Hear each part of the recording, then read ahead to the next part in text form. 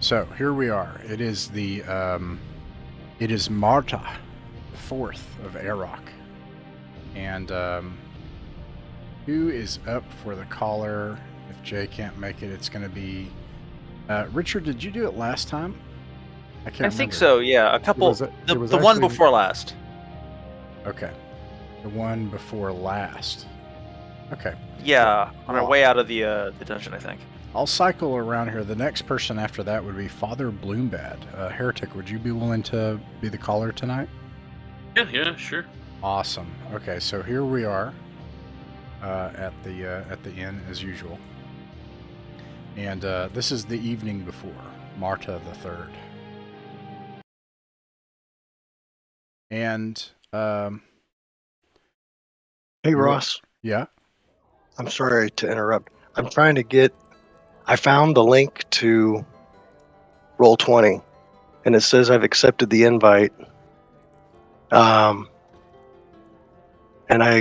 it's asking me to log in. Oh yeah. You'll have to log into Roll20. That's right. Okay. So Okay. yeah. So it's the night before. You're discussing your plans. Father Bloombad, well, first of all, let me kind of brief back what I understand from last session, which is that you all have talked about it, and the top priority is vengeance. And, I suppose if for no other reason than to assure everyone on the peninsula that, like, you can't just do this. You can't just, like, show up and burn our church down. So, Algar spent his week tracking them, and with some certainty was able to track them to was able to track them to the Great Bridge of the Old Coast Road, and that lies along the river that empties out into the sea east of Albion. So the plan, as I understand it, was to take every one of your 33 mercenaries. Captain Gulver is willing to accompany them. You don't have to take him if you don't want to. That would bring you to 32. And no horses, because that would all be by boat. And that you would commission a keelboat, which will take several hundred gold, I think. Because you'll be doing it like you. I assume you're going to have them drop you off, go back, come back at some point. And so you're going to wait at the inn. Father Bloombad, before the expedition begins, or before you start waiting, see if there is a keelboat, is there any plans or preparations or anything you'd like to make? Well, we should make sure the lodge is going to be secured so they don't burn it down while we're gone. So we should take anything valuable, any artifacts with us. Do we have like a rear guard? Like, so if we're taking everyone, then what kind of force is remaining? That is a concern. Don't want to leave it too vulnerable. You have about an equivalent force that's so the previous lord, or at least landowner of this place, kept his own mercenary force. And the council of Caden's Rest took that mercenary force on in their barracks. And they've operated independently of the mercenaries that you hire for adventures and patrols. So you have about an equivalent force to what you'd be taking, about 30 or so mercenaries. Also, the mercenaries, while they're adventuring mercenaries, cannot go into the underworld. So you'd bring them all up to wherever you decide to enter the underworld, and then that's where they would wait for you. Should we maybe leave half of them behind to guard our properties? I think so. So I've got 10 additional. I don't think I need all 10 to guard my tower all the time. Well, okay.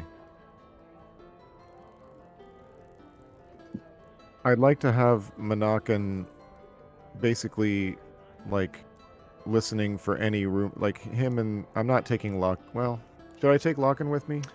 This is all something we could figure out in between sessions, but as far as henchmen, up to you what henchmen that you want to take.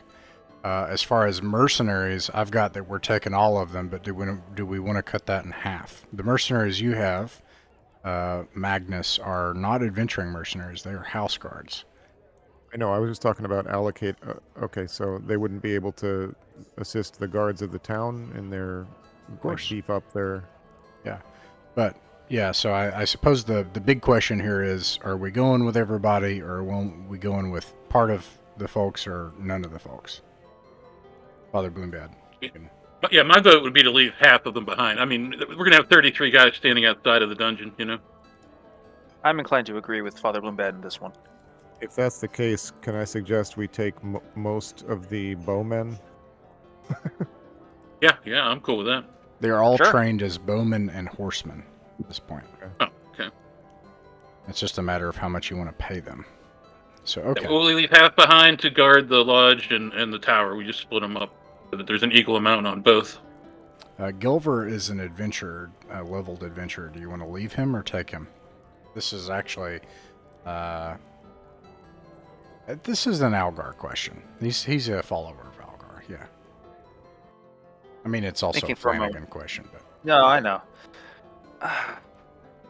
We want him outside the dungeon, right? Like covering our retreat and helping to wreak havoc? Yeah, none of them would go in the dungeon. That's right. Okay, then yeah, I think he'd come.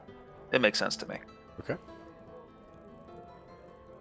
So you'll have 16 mercenaries in that case, one of which is Captain Galvar. Okay. So. And we're taking the Horn of Blasting with us, right? All right, who's going to carry it? Because just in case we needed to collapse the cave. I'm the immortal, I call dibs. All right, yeah, you got it. All right. The other question would be, no, actually, this was all settled in chat. So, half the mercenaries then, which is 16, I will do the calculations in between sessions. So, is there any other kind of trip planning stuff that you'd like to go over, Father Bloombad?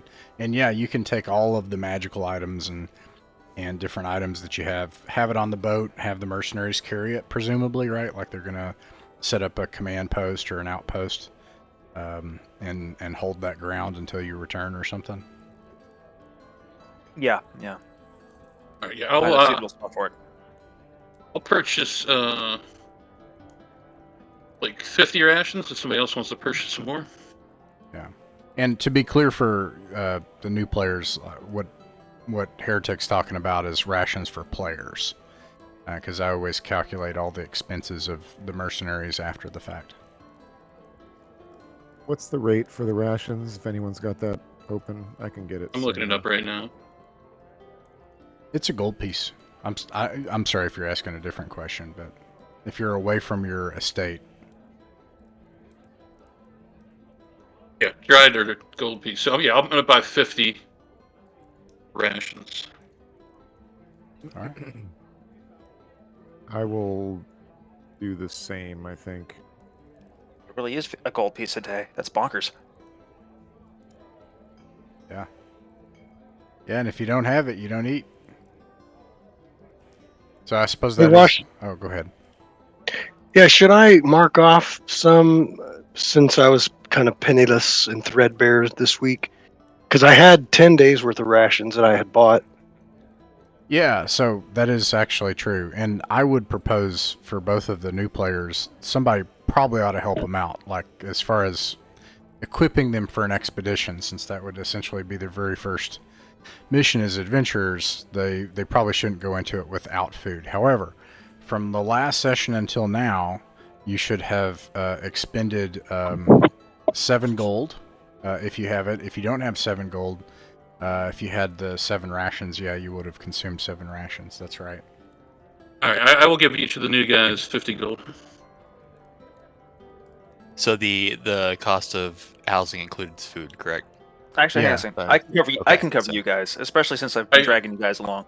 I still I have already my rations. I have 10 rations still. So Okay. I was barely able to afford the week's rent. Well, let me. How I've got far some. are we going? On by river, I think it's like 2 days travel. Okay. We might be able to hunt while we're there, but I wouldn't bet on it. Hang on a second. Listen, I've got a lot of money. I am legally barred from stockpiling it, but I've been doing so anyway. I'm going to give 100 GP to Prideri and 100 GP to Junkyou. Right, so you each got Dagger me. 150. I give you 50 also, so buy whatever you need. Yeah. So I I go will- from 5 350 to 5 150. Prideri vows to pay it back with interest. Yeah, I know. No interest. Ursery is forbidden by the light. Thank you, Richard. This is part of why. And Heretic. Yeah, cool. Magnus is notably tight-fisted. That's because we're around. It's also because every investment in his power is an investment in everyone's survivability. That's how he sees it. That's arrogant, but not wrong. All right, so cool. So everybody has the money to afford rations. We've had 2 or 3 incidents now where they've run out of food, and the big power that kind of turns the tide on that is the fact that Father Bloombad has purify food and water, so he can take the rancid, mutated meats of the things, the horrible monsters you find, and turn it into consumables. But if Father Bloombad goes down, you could just spiral into starving to death out in the wilderness. So there is that. I was going to ask, do we bring like a barrel of water or something like that, or are we all relying off of our 1 water skin? I can find water. Yeah. Water we can find. We're- Food we're- is tricky. We're traveling even into the course of the river. Right. Okay. even in the blighted chaos lands we're about to wander into and be assailed from all sides by grotesque and mutated organisms, water I can find. It's a good question, AJ. So the way I've rolled it is essentially the water skin counts as all the supply of water you need, assuming you have access to water. Gotcha. But if something were to happen and you were adventuring in the desert because you fell through a portal, that could become fatal, indeed. Mm-hmm. Or if all the water was impure and you didn't have Father Bloombad, which is in fact something that has happened as well. Well, they had Father Bloombad in that case, but yeah. So what is the recommended number of rations to bring for this outing? Because we are planning to kind of extend it longer than normal, right? Or are we not doing the outpost anymore? Take like 20 just in case, Okay. at Yeah, least. take 20. Get 10 Worst more. case scenario, you can exchange them. You can, Yeah. Things in the wilderness love human food.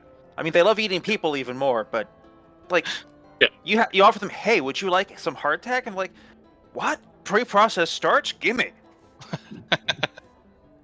Yeah. It's required. When running down an underworld corridor and trying to slam the door behind you, it at least offers an alternative when you're fleeing. So there's that. So okay, so here we are. All the plans done then. Everyone beds down for the night. Now the weather in Albion recently has been very temperate.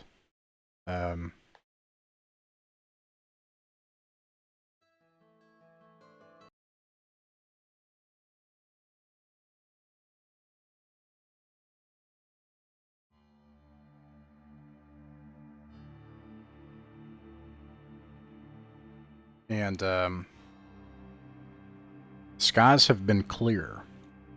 That's a change. The winds have picked up, and the winds have been really stiff. They've been high winds now for the past couple of days, but no clouds in the sky. And it's cold at night, but when I say it's cold, for Albion, it's balmy, which is 32 degrees Fahrenheit, or 0 degrees Celsius. But 45 during the day, which is a sweaty day here in Albion in the spring. Mm. And so now we wait to see if we get see how many days pass. This is you can assume that you can take advantage of the inn for food and your estate. If you have people that have estate will have like discounts per se, right? Because they can store food. Or Well, if we're not leaving immediately, I am definitely putting these two guys to work and helping me like touch up the lodge. oh no! I got I bad invite news, everybody. guys. Send me to the underworld, please. I want to invite everyone to the tower for dinner. Nice. Nice. I do have one stupid question about the setting, though. Do people fly kites in this wind? Father Chris, did people have kites in the 11th or in the 9th century? I don't see why not. Could have done linen and balsa or something. I have no idea. I mean, they did in Asia. It sounds like the kind of technology Asia would have had that we wouldn't have had. Actually, that sounds like one of them things. I think Ben Franklin invented the kite. Maybe Magnus flies one from the top of his tower every once in a while. It also sounds like probably a not. Magnus thing. It really does. Maybe he flies the goblin from the top of his tower. I like the idea that it's gradually becoming a thing in Zelkor's Ferry, just as a result of people emulating one of Magnus's more congenial and wholesome eccentricities. Yes, exactly. There's always something weird going on at the top of the tower. That's But this one we like. This one's cool. A lot less screaming, unless the goblin's up there. Something terrible happens. A week passes. Wow. So Wow. as you you look at the current of the river, and this is kind of a problem for Caden's Rest, by the way, because it's still their main source of trade and their main means of export. And no keelboats come for a week, and you look and it, yeah.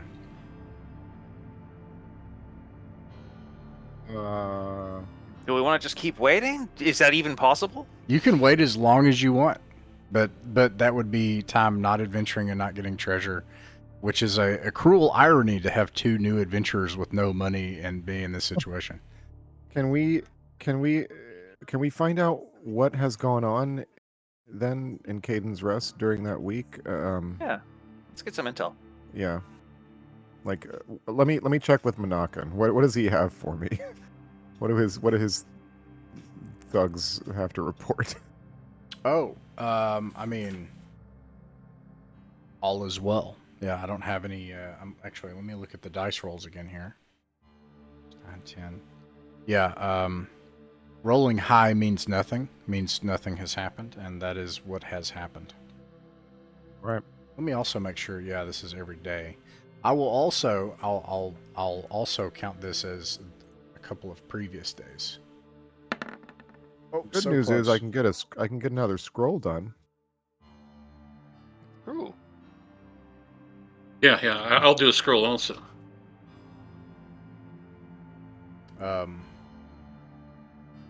Yeah. So Is it still 200 gold for a scroll, or has the economy improved to where it's not as much? no. Not without a keelboat. Yeah. We gotta get our own keelboat, but those are so expensive. Yeah. What are the So- three? What are the three factors of economics? Labor, and then there's two other things. Labor. There's two other things. Well, anyways, you got a lot of labor, but you don't have the other two things. Maybe we can steal a keelboat using like violence or chicanery. It's the usual way in these things. You 200 per level, right? Say again? Is it 200 gold per level? I don't know if somebody could look that up in the I've magical actually research never. page. Yeah, I've never made one that was not level 1. And I think it's. I think it's more than 1 week if it's not level 1. Oh, But- right. I'll just do a level 1. But big questions here. Like, do we want to wait without adventuring potentially for weeks, or do you want to try to forge your own path, or do you want to take the time to travel to the west and like double back, which sucks in one way, but in another way, you can go where there's boats. How long would it take us to get to the west? I usually allow. because that's a known sanctuary, I usually allow that to happen in a week. Meaning you could do it in between sessions, because you all have been to Port Town, or most of you have, I think. If the rest of y'all are okay with that, I'm okay with that. Seems like a sensible approach. I am down.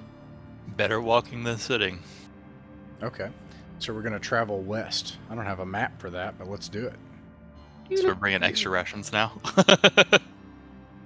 I have to get up a Theater of the Mind overland map because, yeah.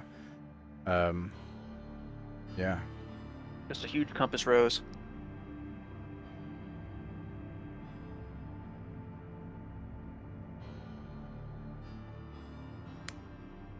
And it was 8 gold for the week, right? 7 gold? Or was it Se- 8 days? I can't remember now. Did I say 8 or 7 days? 7 days. Okay. Yeah, 7 GP will cover food and housing. Okay. But like, it's also like pretty decent quality food and housing.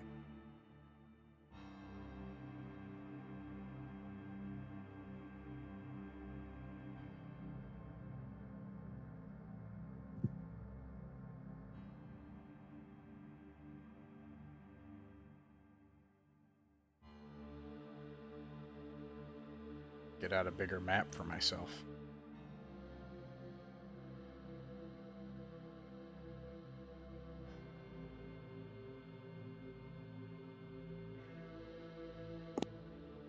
These things that you do not expect. That is... So it should be double.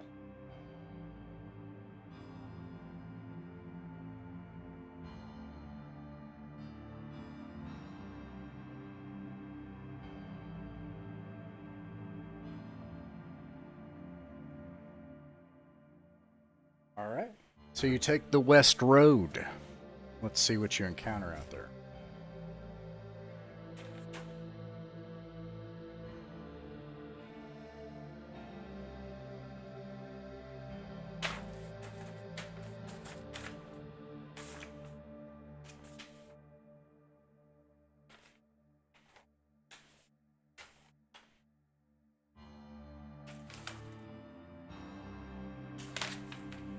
Got it.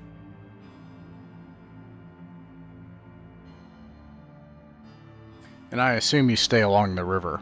It's a linear waterfront. We'll see where, if it forks somewhere, we'll see if you have any decisions to make. But for a little while, that's the way it'll go.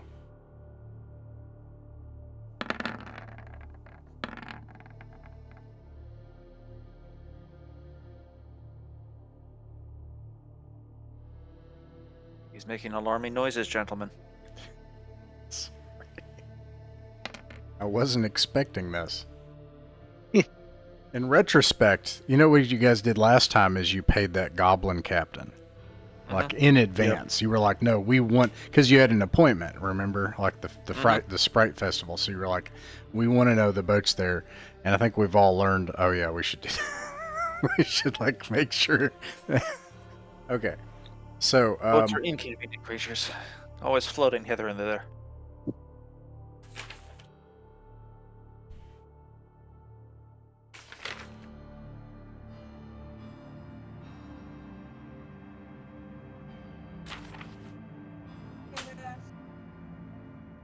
okay, you travel for several hours to the west, and the for a long time, the bank of the river is uneven, sometimes marshy. You sometimes have to kind of circle back into the forest and then come back so that you don't get stuck in bogs and eddies and places where the river bank is swelled in places. And at one point, several hours into your journey, you have to make your way into a copse of trees. Algar, roll a d6, please. Oh boy. A 5. Algar, you hear and feel something familiar By the way, folks that are new, you'll find that I essentially ask Algar to make this roll a lot, and that's because a ranger in this game is able to do a couple of things like no one else can do. Like having a ranger is huge, so essentially he almost cannot be surprised. Don't say that. That only increases the odds I'll roll a 1. Whereas there are monsters, and some of them pretty terrible, where you have like a 50% or Yeah, I greater surmise chance that of. we are approaching a otherworld slipgate.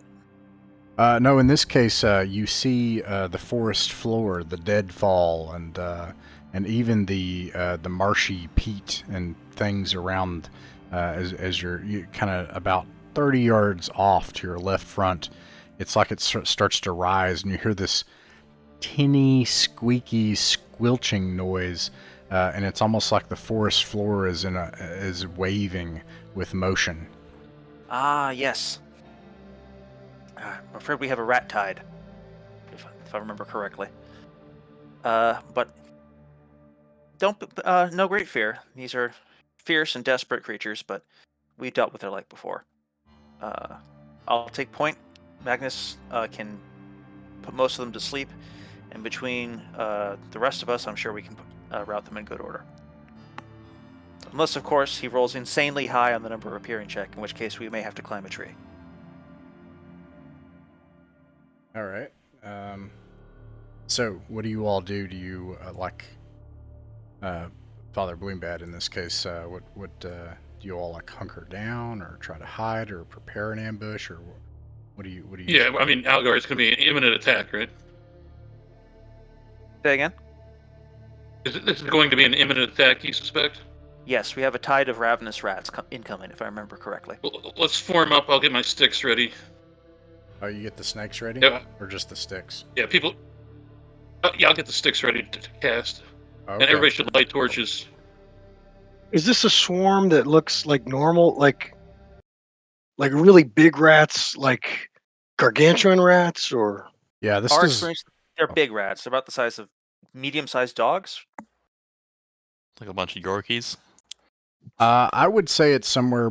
It's like a slightly smaller than a Shetland pony and slightly larger than a large dog.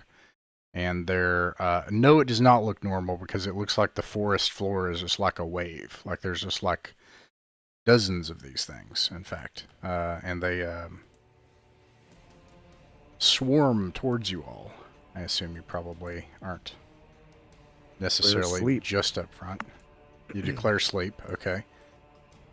And I declare Father- sticks to snakes. Sticks to snakes, okay. Let me get your snakes ready.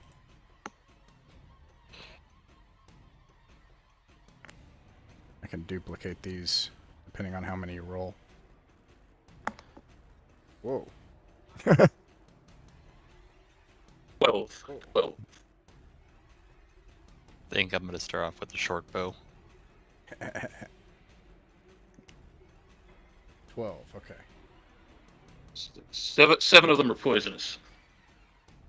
9, 10, 11, 12. Alright. So, top of the round. Nobody is surprised. We've got our spells declared. And now, Father Bloombad, roll a d6 for initiative, please. We declare before that? If you have a spell, you would declare Okay. your spell, yeah. Alright. House wins. Alright. You are able to act first. So the first thing is if you are moving, you can move your token now. If you are firing a missile weapon, you can do that. Firing a sling. Firing a short bow. Like crossbow, 2 damage, kill one of them. You know, I control those snakes. I just want them in between us. Okay.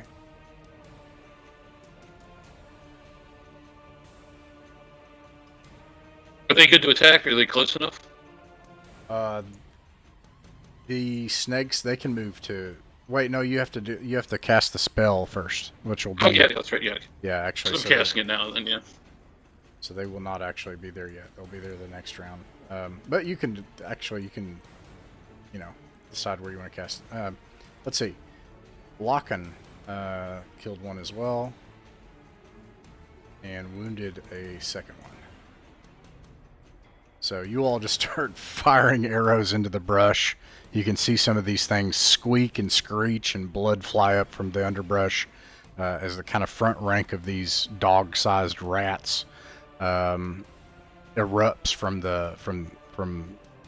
the wild. And Perdiri, you got a 3, misses.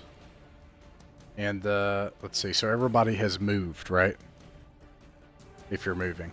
Okay, and then they are going to move. Hey Ross, I don't see my roll. I clicked on my light crossbow icon. Yeah, it might be Where- roll 20. Your roll did show up. It has Rumpel Yeah, I see it. Chagrin to hit 11 damage too in the chat.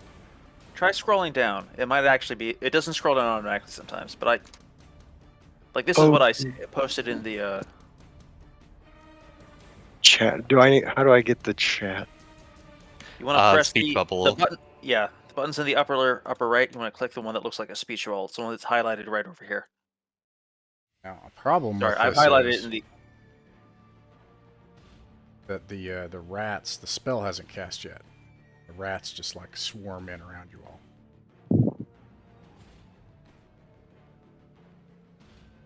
Well, the archer is going to go off too, right? That's right. Thank you for the reminder. That is huge.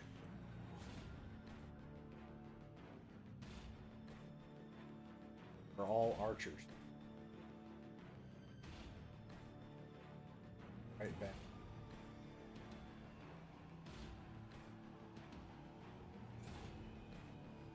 Okay, so let's see.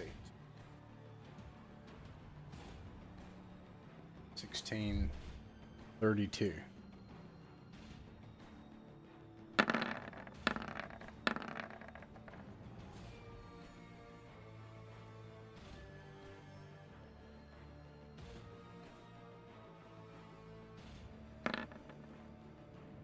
One bazillion arrows. All right, and we got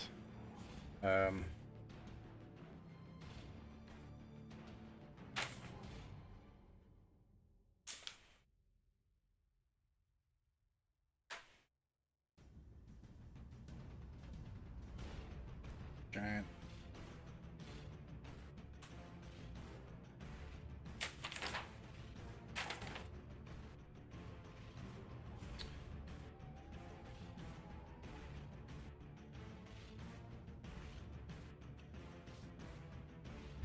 Ascending armor class 12. So we got 1, 2, 3, 4, 5, 6, 7, 8, 9, 10, 11, 12, 13, 14, 15, 16. 16 hit.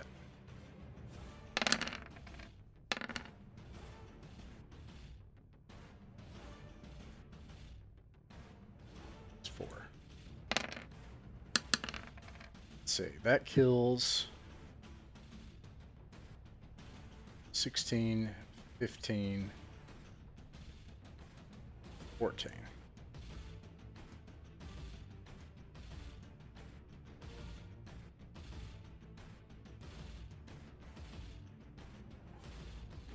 So you all prepare. Algar prepares the bowman and sets everything up, and they just unleash just this volleys into the wilderness as these things are running towards you, and the entire there's just piles of them, just meaty piles of these things. One of them gets struck with an arrow, and it tumbles out towards you, and kind of lays dead in front of you with its tongue lolling out of its mouth.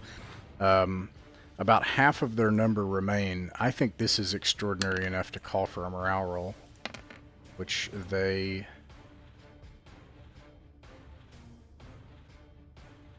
pass. Fools. And More with- fool they. And at that, these snakes aren't here yet. I'm going to move them out of the way for a second. They move up.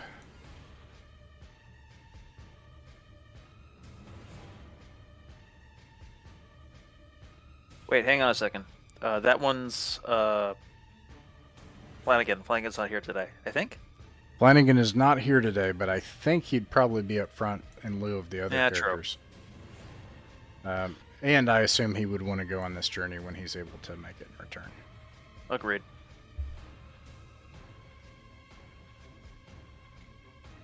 Something resembling a front rank. So, 2 of them attack Flanagan, Oof. and they both hit. Let me see if any of them are poisonous. The rats? Yes. Diseased or I'm sorry, poisoned? disease. That's right. Okay. Yeah, poisonous. That's alarming. Yes, sorry, that would. Oh, good God. I wouldn't be so cavalier guess- about 32 poisonous rats. No. I guess poisonous is better than venomous rats. All right, Flanagan. I'm just going to keep a tally here. I know he's got a lot of hit points. Also, I don't know why I'm rolling to attack yet. You guys can attack first anyways. What am I doing? Let's see. So back here, movement, missile fire, melee. So anybody doing a melee attack.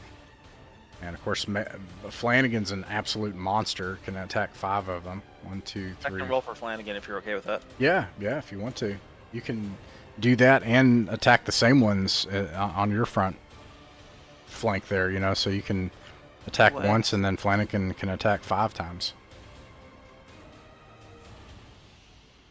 I think he can attack 5 times. Yeah, he's a 5th level fighter. Looks like he hits twice. What's their EC? It's 12? 12. Yeah, he hits twice. All right. Did you incorporate his bonus into that roll? Oh, you're right. So he'll hit 3 times at least. Yeah. Might even be forgetting that- 4 times. Doesn't he have like a crazy bonus or something? That 6 might be a hit too. I don't know. No, he doesn't have a +7 because I don't think he has a significant strength. I don't have access to his character sheet, so I don't know off the top of It's my Well, head. okay. Fifth level, Let's- fifth, yeah. Let's see how it shakes out first, and then we'll get down into the fine hairs of it. Okay, so roll. So swats 2d8 with the sword. So he'll kill 2 because he rolls an 8 and a 7. All right. And then there's a 3rd hit, right? Okay. Yes, which I forgot to roll. Which does 3, so that's probably not a kill. For these, yes. Kill it. And then Oh, nice. The mercenaries, unfortunately, they all fired their bows, so they cannot attack. So, I think his character sheet, we will err on the safe side. So let's say that he can... No, it's not that high. Yeah, no, that's fine. And then Algar. And then- Algar attacked with the sling, so he doesn't have an effect. Ah, that's right. Okay. The snakes appear. And I think we said that they could attack on the same round. Is that right? Well, that's you mean, yeah. The snakes. But it depends on whether melee happens at the same general time as spells. Oh, no. Yeah, no. Well, anyways. Sleep.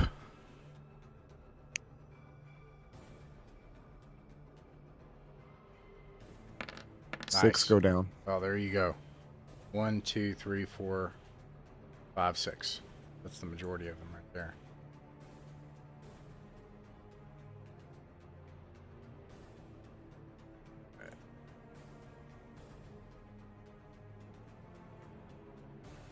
All right, so that leaves 3 left fighting.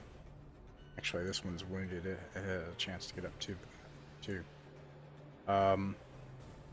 And I can't remember, what did we say about that, Father Bloombad? Did we say that you're snakes? Because we've encountered that a couple of times.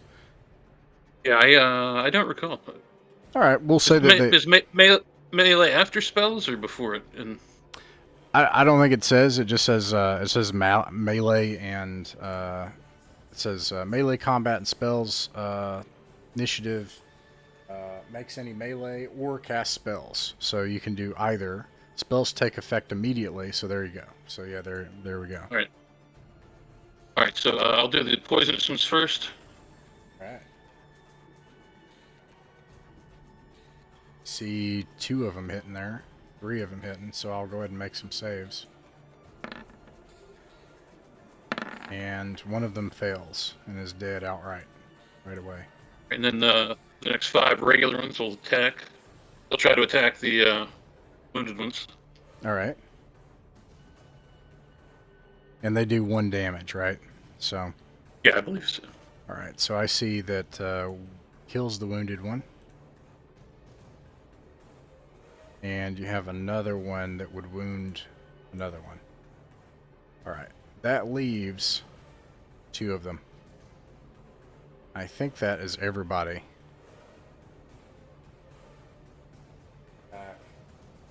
Did Perderi, did you do an attack?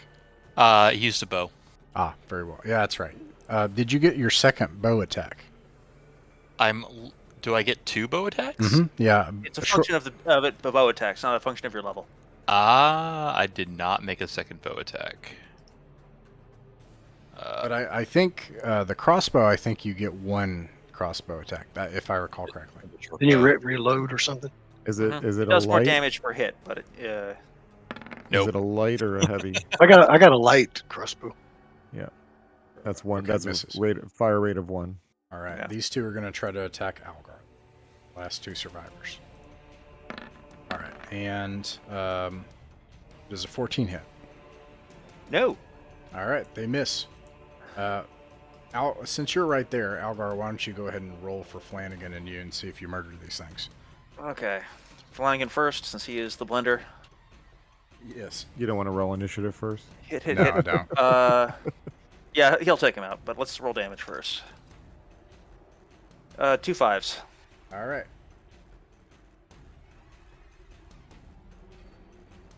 All right. You now have piles of these giant dog-sized rats. They look wrong. Their fur is what's the word? Mangy? Mangy. Yes. Patchy and bits of irritated and infected skin showing in places, and their eyes look milky and cancerous, and these things look wrong. Well, I've got great news, guys. It's Magic School Bus time. Algar and Magnus, if he's willing, Algar is going to do a dissection of one of them to demonstrate to the team like what chaos corruption does to a living creature, how to recognize signs of it, and why you shouldn't put it in your mouth until, that is, it has been purified by a competent priest. And so we're just gonna have a little salon here as we go over basic biology with the gang. Vivisection. If you call they're- Magnus's name, he puts his hands over his over one eye like a blinder and sort of turns the other way and pretends like he can't hear you. Fine, I'll I'm go- I'm- demonstrate. Come on. Well, while he's doing that, I'm going to send my snakes off to find the lair where these creatures came from to kill all their young. Ye- Nice. Yeah, you do And, that. and I will just I'll collect fresh sticks then. Yes. So Alright. they have an hour to find the lair. You Nice. do a thing that is unseen but will matter later. Good call. So yeah, that's what these are. That's how they happen, and that's why we have to work hard to get rid of them. Now you know. Interesting. Can't say I've ever seen a rat that large. Hopefully you won't have to again, but in all likelihood in this career you will. They're as is, they are inedible. There's barely a scrap of edible flesh on them, no more so than an ordinary rat. However, you can burn them. You can render their fat and tumors down for oil. And you can, in a pinch, use their skin to make, parcels and pouches and so on. Just don't put it in your mouth. And don't use them to store food. Well, A couple of hours later, the river opens up into a wide open, like a long shoreline. It is early evening, and the winds are harsh. It is a bit chilly, but it is otherwise a clear and verdant day in Albion. And with the coming of spring and with the recent moisture, the forests along this loch are lush and green. I have to say, this is famous. I think this is Loch Ness, anyways, that you're walking along here. You walk for a couple more hours, and then you find that there's a stony path ahead of you. And there's these, the shoreline gets taken up with boulders, and so naturally you kind of, head into the forest a little bit, but then there are more boulders, and then you kind of like turn toward the forest more, and then there's a cliff face, and you could swear that you didn't see a cliff face there before. And you hear a strange, it's like a vibration. At first you think maybe it's, insects or amphibians. Maybe it's something making this noise. You think maybe it's the wind in the trees. But something is making a noise, a kind of tinny noise, and then it becomes like a rumbling, and the ground is definitely just shaking, just slightly. This ground's just shaking.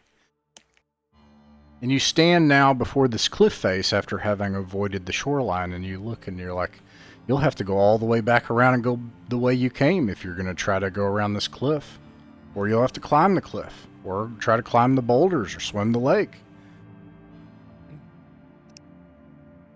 We didn't see it before? You didn't see it before. You were right here. This was a forest, and then you were kind of getting over some branches. This is not a developed path, so you have to kind of clear your way, and then you look to your right, and there's a rock face there that's probably 30 feet tall. Would you fellows like me to scale this cliff? That's one thing I'm good at. I'd certainly love to see it. I'd Give it a try. I would prefer to test if it's a real cliff. It is Well, that unusual occurred that to me. we've been this way before, and there was not this cliff then. Did we miss our turn? Did you see that? You guys recently came from the west, right? Did you see this? Did we come along this path? Probably you did, and no, there was no cliff here.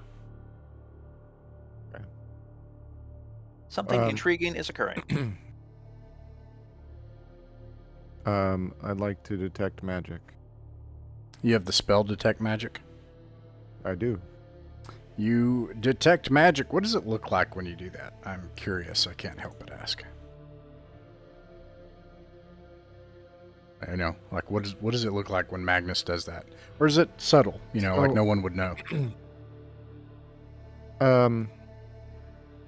I think it looks a lot more tinkerish and workaday than mystical.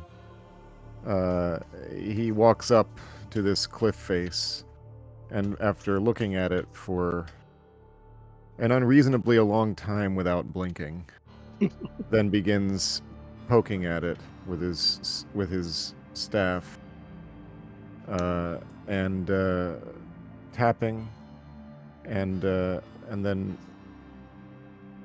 standing back, perhaps whispering a few words, making a few gestures, and looking the whole thing up and down and nodding. Okay. Yeah. So, Rumple, gets ready to climb this, and you're like, wait, let me detect magic. You get there, and you kind of poke at it and stuff, and something happens when you come up to this cliff face and you tap along the rocks. All of a sudden, the rocks a lot of sediment starts to shake loose, and then the whole rock moves, and then like all the rocks around you start to move as well. And let's see here. A bunch of these rocks that were like boulders near the shoreline, all of a sudden there's just like a bunch of rocks around you. And now you see rocks behind you, and there definitely were not rocks there before. And then this cliff face, it's like the bottom part, like it's part of it separates, like a cleave along the, like would have been a crack, like, and it looks as if two big great stony hands set upon big rocky knees, and it towers up above you. And it says, "Who has come into my land?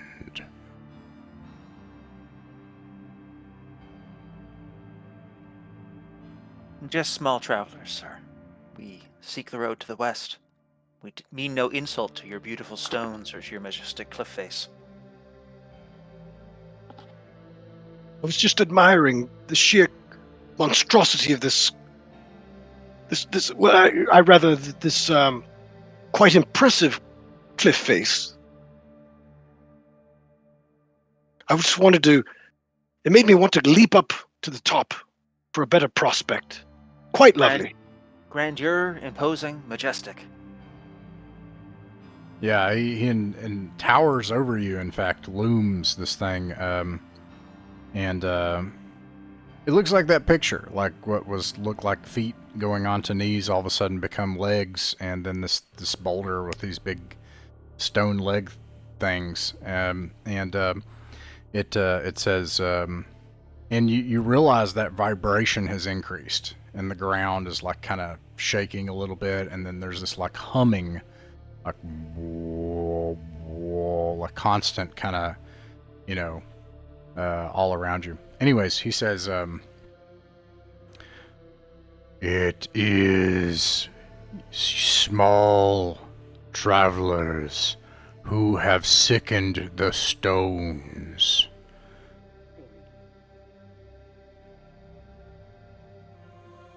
Is there something that we can do to help? I think the rats did that, sir. No disrespect. We're rather clean. He like looms, looks at Father Bloombad, like this rock face like gets all the way down, like it's like a cliff coming down on you, and it overshadows you and it gets dark. It gets like 10 feet away from Father Bloombad, and these big rocky eyes like blink. It goes, and then like eventually it goes back up and it says, I will give you no stone. You may pass, Thank you. but your homes will have no stone until the sickness is gone. And then he like stomps off. And then eventually the rocks, you look around, they're just not there. Magnus, what in the light's great radiance was that? From my studies, my readings, I would hazard a guess at a very powerful earth elemental, perhaps, creature animated by a local spirit, a genius of the locale, perhaps. Yeah, probably some primordial thing. Why does he think we are sick? What does that mean? Oh, he says the stones are sick. But he thinks, didn't he say that small travelers made them sick? Yes, so other adventurers, less scrupulous than us. Maybe some of those black cloaks. Possibly. I I'd doubt he like can tell the difference between small creatures like us any more than we can easily tell the difference between mice. I would like to also point out that all of you continue to choose to wear those black cloaks. so that if somebody says it was the ones in black cloaks, we may be in for a rough time. I'm sorry, wasn't there another group that wore cloaks? Yeah. Getting my groups mixed up. Yes. I thought we mostly wore snakeskin. I thought those were well. The black. Oh, they're black though, right? They're black. No. That snake was bright green, just like boom green. Yeah. I remember Like the token. color. Okay. I believe you can travel 9 miles in a day. Not a day has passed, and you bed down for the night to camp, and the night passes. You set up watches and everything. The night passes without difficulty. Was anybody wounded? Nope. Flanagan took a couple of points, didn't he? He might have. No, it was a mistake on my part. Oh. That was Okay. Yeah, I made a mistake. All right. The next day, something.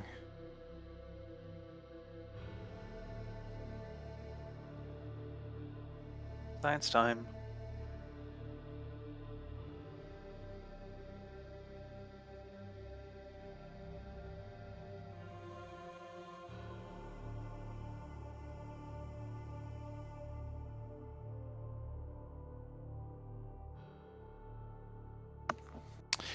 Okay. Yeah. Go ahead. I was gonna say, it's unfortunate that it's not lost on Perderi that was in fact a cliff face, but it is unfortunate it was so vague. If it had been more specific as to where the stone is affected, we might have been able to take note. Yeah, and I don't want to bury the lead on that because you are correct. But I think it would be clear to Magnus and Father Bloombad and Algar that he's talking about Rappan Athuk. He's talking about how, chaos has seeped into the earth. Something they know that you don't is they have seen stones themselves rip open like a womb being ripped open, like flesh, and it leading into Chaos hell. game. Interesting. I'd probably give a really vivid description of that over the, probably way too vivid description of that over firelight for dinner. I wonder if we, in flushing all of that filth down that hole, if that is what caused the poisoning that he's referring to. Perhaps that whole facility was built to contain that menace. What now exactly did you flush? There was a sort of a fountain on the third level of the entrance of Rappan Athuk to the south of Zelkor's Ferry. There was once a den of healers, a very arrogant cult of would-be healers of men who in their pursuit brought themselves into contestants with some spirit of disease and lost the contest. Their temples were defiled by this power, and chief among them, they had a fountain of pure clear water, which was transformed by the evil spirit into a fountain of diseased putrescent liquid. We eventually purged the temple of this influence, and this diseased liquid rushed away. Our thought is that perhaps this malign influence remains deeper into the pits of Rappan Athuk. But it's all speculative. Everything down there is little known to us. The more I learn of this land, the more unnerved I become. It's a healthy response. Indeed. Okay. I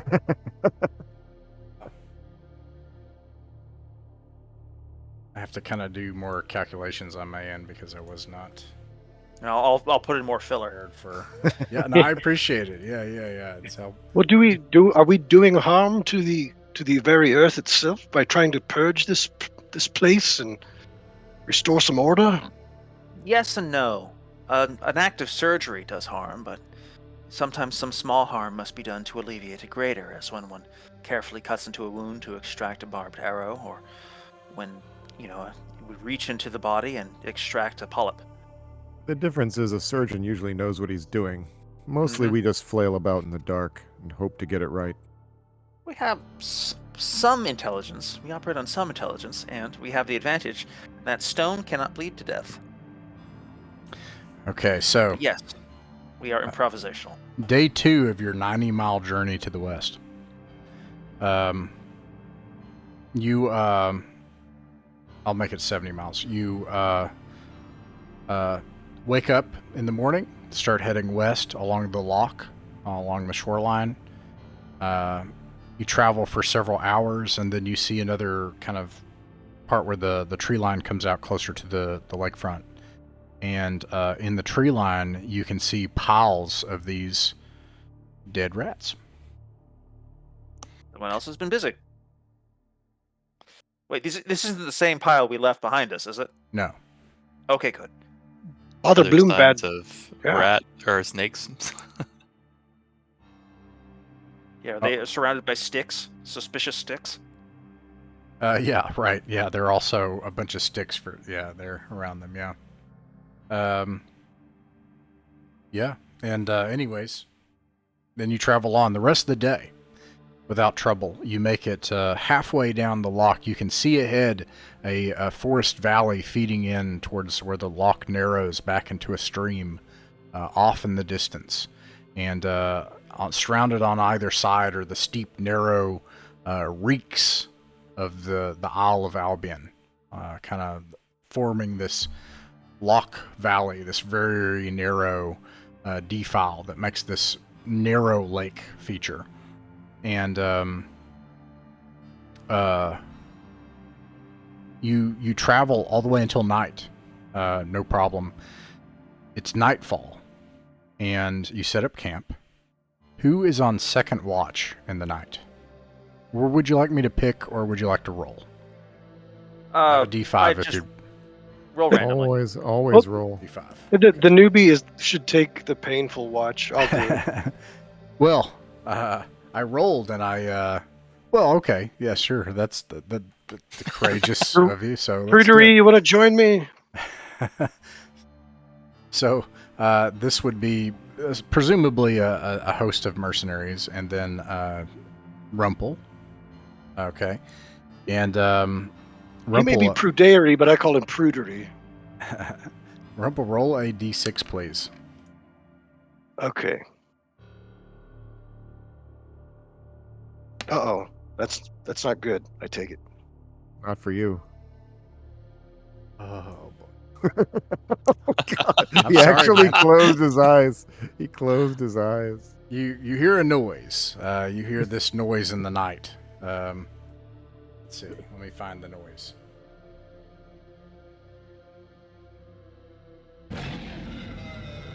That's pretty close. Oh, God. Magnus, was that you? Did someone? all Did someone? of a Did someone sudden- lick? You all of a sudden you feel this, like it's windy, by the way, if I haven't mentioned that already. Like the winds are, and it's noisy and everything, and you hear this, and then all of a sudden the wind picks up and almost forces you down onto the ground to your hands and knees from the gale force of the wind. And then all of a sudden something wraps around your belly, and you look down and you see this great big talon sticking out across from here all the way around, wrapping around. You see this talon, and you start to get lifted up into the air. Make a strength save. This is me, right? Yeah. Okay. You hear the screams of several mercenaries as well. I just roll a d20. It's not something on my character sheet, right? I mean, it's not a. Well, I just There is saving. a clickable, but D20 is fine. Okay. you got to beat your saving target number on the upper right hand side. Okay. Okay, I did not.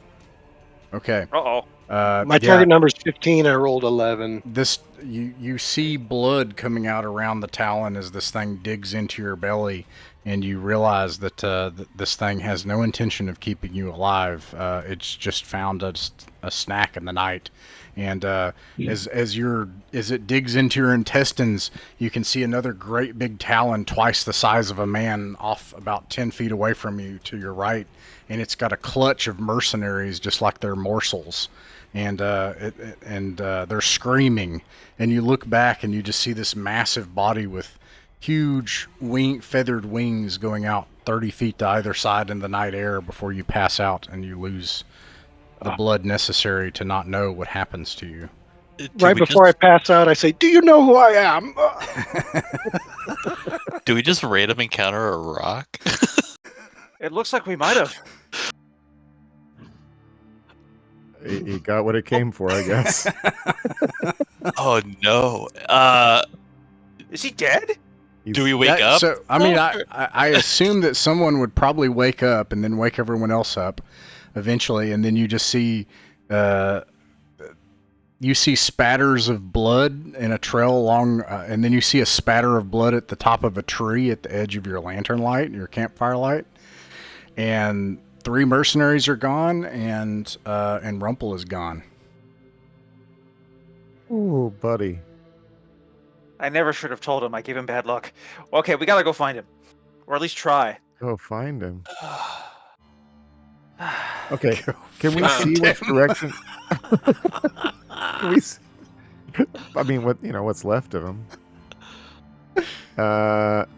I mean, just for curiosity's sake, can we see which direction this thing flew off? I mean, did we wake up? Did anybody is there anybody who was awake that survived? Is pointing, as we come pouring out of our tents or whatever. Man, there Maybe must be part something.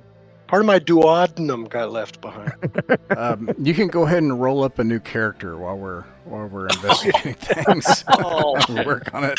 Oh no! But the good news is you can roll 3d6 times 10 and have more gear. It's a wealth by attrition thing too. So there's that. But anyways. Oh no! Yes, I mean, from the amount of blood, it doesn't look like he would have survived. Is there a certain way you want me to do that? Like, do I need to do? Is there a command in there, or should I just use my physical dice? Or Oh yeah, you can just whatever's fun for you, but physical dice is probably a better idea, and then just jotting it down real fast, 3d6 down. In fact, just to be able to hop into gameplay really fast, in my opinion, you just 3d6 down the line, pick your armor, 3d6 times 10, or what is it? 3d6 times 10. Or is it 2d6 times 10 for gold? Whatever it is, just to make sure you can afford gold in a weapon, get the gold in a weapon, roll your hit points, hop back in, figure out the rest later. You know what I'm saying? Like, we can figure out what torches you got, whatever. We figure that out later. That's what I think. okay, Yeah. 3d6 times 10. Thank you. Okay. Somebody's asking a question about what you can tell from this. I think he was surprised. It was catastrophic. This thing was gigantic. I think it swooped in the night, and probably people felt gale force winds, a massive shadow cast over you all, and then like lightning, just like 3 mercenaries and Rumpel were gone, and you just see spatters of blood on the treetops nearby. Wow. Spatters of blood. Yeah, Blood. like, That's going to leave a trail of blood falling from the sky along the way. you want to hunt this thing. This thing is killing travelers. Yeah. It's killing our countrymen. I feel like we should. Yeah, I feel like we ought to try. And if Father we Blow. can't, and I feel like if there is anyone who is capable of doing so, they're here. But it might be beyond us. Not all of us are immortal, my friend. I To at least know. want to hand it over to Father Bloombed, the group caller, but now, John, you can certainly vote as a player. The players take precedence here over characters. So we've got 1 vote for hunting this winged night terror, and we have 1 vote for continuing on, if not evading it. What do you think, AJ?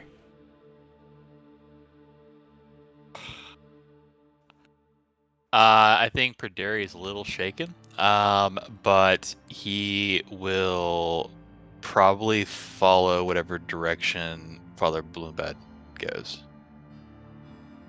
All right, Father Bloombed. Yeah, I'm for maybe following it enough to establish maybe where it lives, but I don't know that we could confront this thing. It might need. I'm prepared to make that compromise. If we can find out where it layers, we can muster Yes, proper then we force can to- come back later. Although we do have a hornet blasting. Yes, That's we true. Does that change your mind, Magnus? do. Let's find out what its lair looks like first, and see Yeah, whether the let's horn would actually track make a it. difference. Very well. With Algar, with the blood splatters, you might as well have big flags pointed in the direction of where this thing is going. So your friend offered 1 final blessing to you in this hunt. Now, it is nighttime. Do you travel at night, where then we will make rolls? It will be difficult to do at night.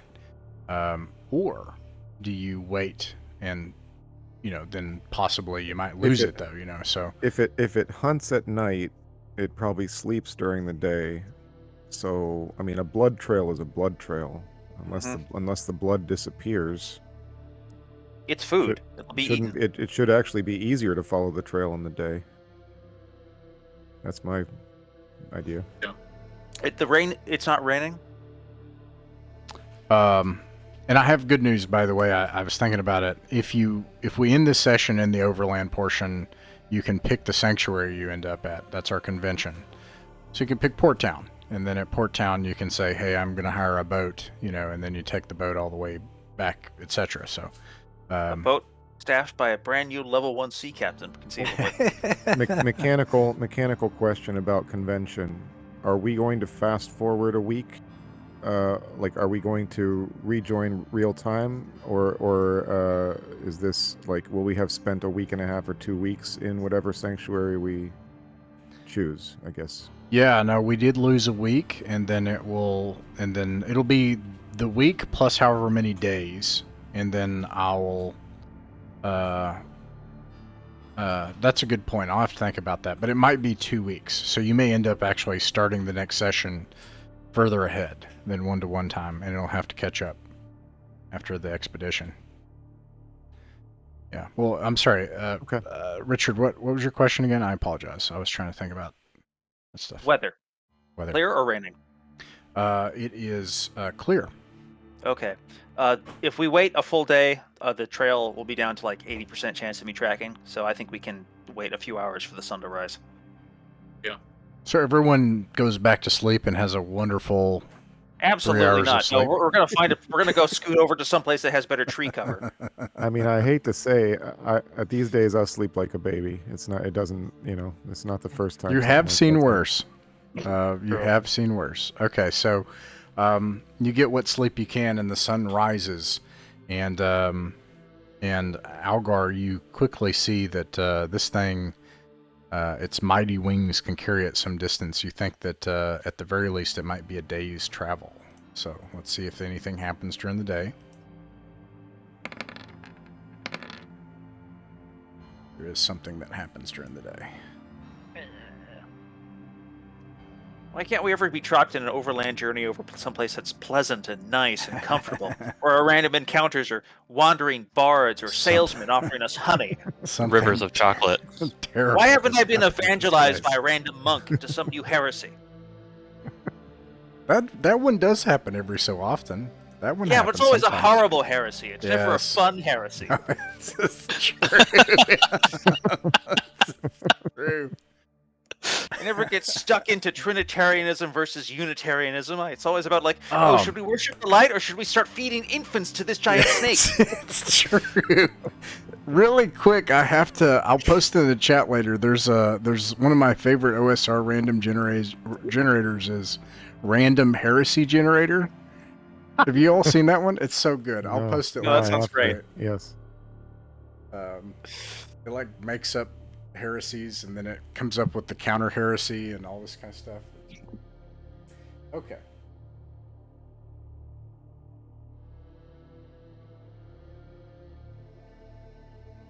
All right.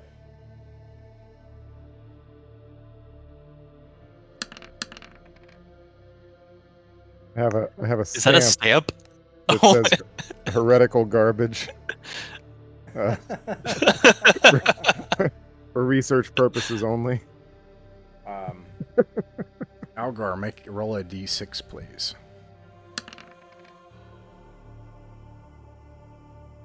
Rolling my heresy check. 6. We're good. 6, yes. You see what looks like a person dash in the wilderness away from you. It seems to know you're here. It dashes away. And the only thing that you can tell about this person is that they seem to be a man, and they seem to be very well dressed. And they just dash off into the woods away from you. That's it. That's what you see. Do I have a gut instinct about how seriously I should take this, or should... Whatever your gut instinct is, you tell me. My instinct is that this is one of two things. One, it's otherworld nonsense, and it's not a problem. Or, that's a spy from someone we don't like, and we should go run them down right away. I'm gonna go run them down right away. Yeah, was he opulently dressed or was he just nicely dressed? Opulently. This could be the Rakshasa. That's too weird. Yeah. I'm gonna get him. I scamper after him. All right. This would take your ranger tracking check. The trail is fresh and it is woodland.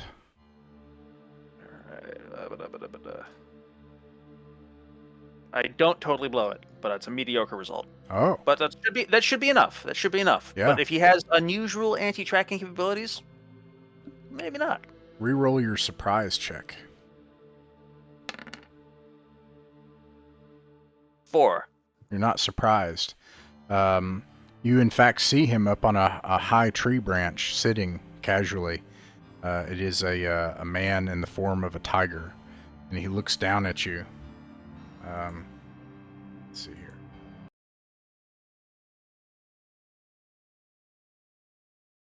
You got it in one, Magnus. No, that wasn't my guess. But it is too weird.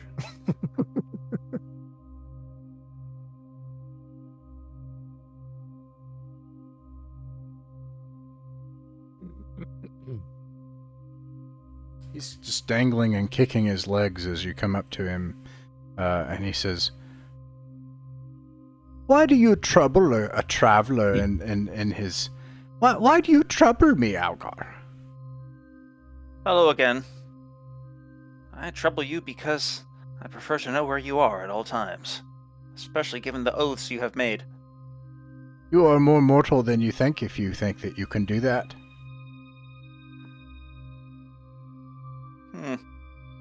I'm casting protection from evil on myself.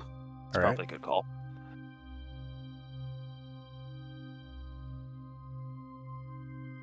Go on, get.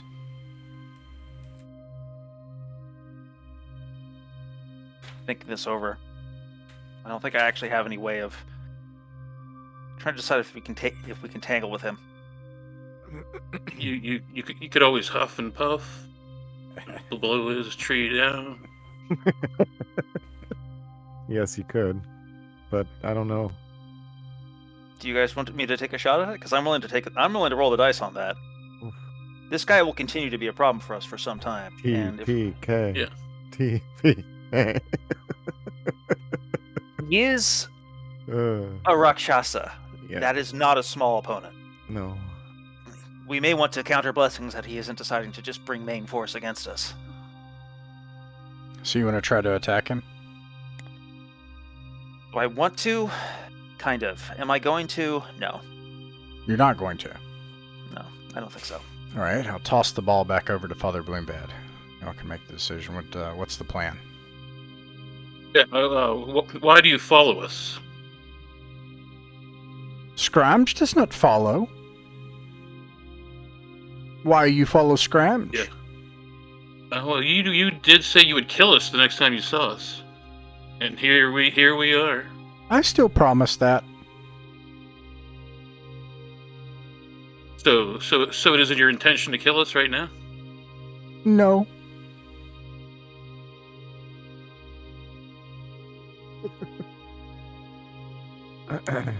Are we hoping to get sense out of this thing?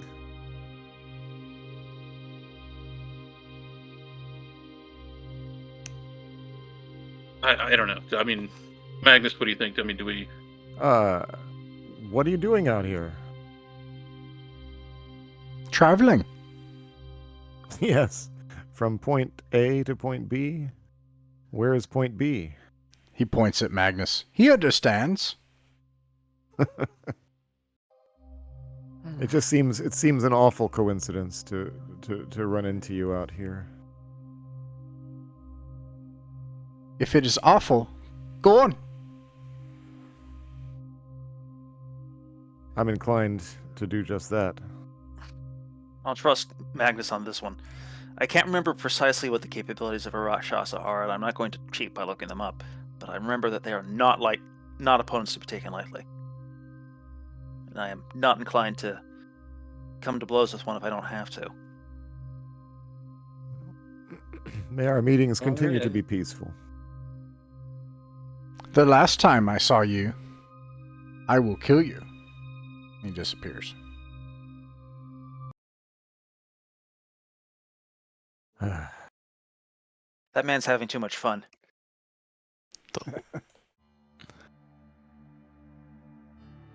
Magnus, what do you remember of the Rakshasa? Or, I guess, of the Tiger Men? Tiger demons. I must confess to not having much personal experience with them. I do know that they are... Well, we remember what happened last time. We barely escaped with our lives, and only because of the quick thinking of our friend Father Bloombad. Indeed. Has it already levied a curse on us without our knowledge? It must have some sort of sway over us in order to know where we are. It perhaps is perhaps using some type of advanced locate object spell. Indeed. Perdera, I guess we should go back and find the trail. I mean, it should be easy to find. perhaps he spared us on account of on the presence of our hirelings in Perdere, as he has no trouble with them, but that doesn't seem his nature. So you said he said the next time he sees you to kill you, but he just said the last time he sees you he will kill you. The last time he saw us, he will kill us. No, he did kill us. He did kill us the last time he saw us. He said. I thought he used the word will.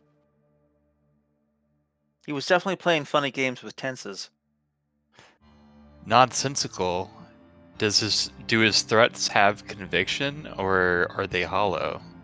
I think we broke something of his that he valued highly. So I would imagine that were I a vindictive creature of great pride and great power, and I was bedeviled and annoyed by mortal men, my threats against them would have some conviction, yes. Well, you all, I mean, many of you did smoke a pipe with him. Maybe that's what he means by the last time I saw you, I killed you. Perhaps there was some type of ensorcelment on that hashish or whatever it was you smoked. Perhaps so. We'll have to investigate the matter.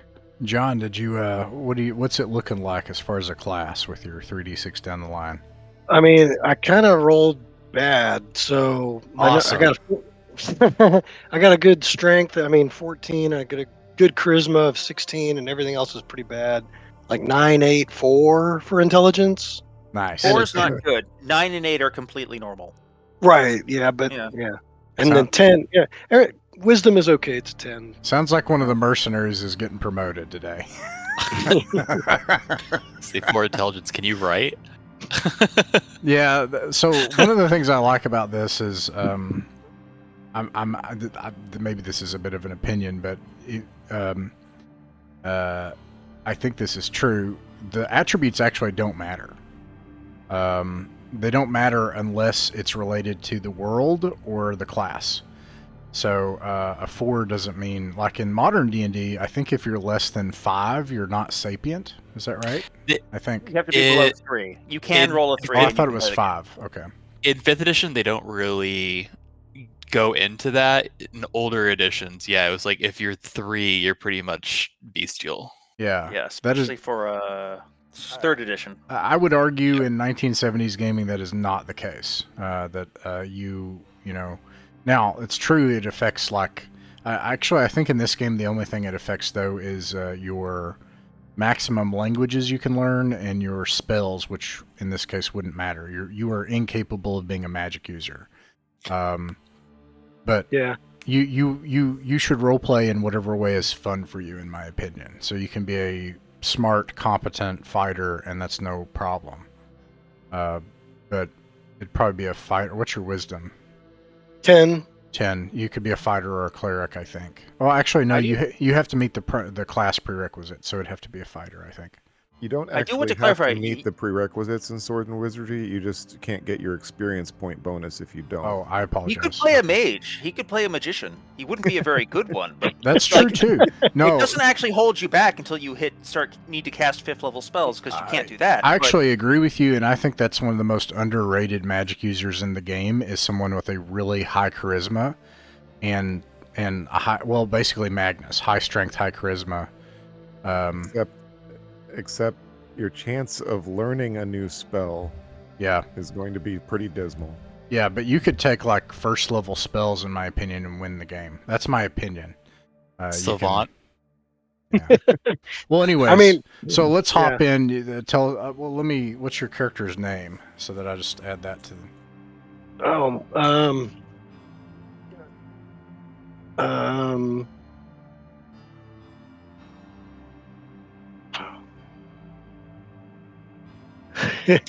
oh, I got a Yeah. Celtic name generator up. If you want me to pop that. how about Thornton? Sure. Thornton. That's You good. got it. I like that. All right, Thornton. Yeah, you guys pick one of the ranks to join. You know, and you promote him. You're up. And Is he a fighter? oh, it's up to you. Indeed, you can pick. Well, I whatever. mean, But- I know I don't want this to be too metagamey, but I mean, I don't. I would rather be a help than a hindrance to the team. You know. I think anybody. I firmly believe anybody with clever solutions is a help, and stats are not the key to this game. I'm certain of it. That's I feel strongly about that. Stats are not. You know, ask how many characters Richard had. It's all the 3. ones that have been I'm on pulled my out third. of the vats. Also, The first one was Father not Chris a bad guy. with his first character. You know, so anywho, yeah. All right, here we go. So you're traveling along. You have that situation after a few hours. It gets to be early evening as you follow the blood trail, and you do indeed find a steep mountain, and an eyrie atop the steep mountain up at its heights. Well, Algard, you want to find like a place where we could hunker down without a fire, perhaps with rock cover or ample tree cover? Yeah, I think so. As you advised, we probably shouldn't try and fight this thing on this journey.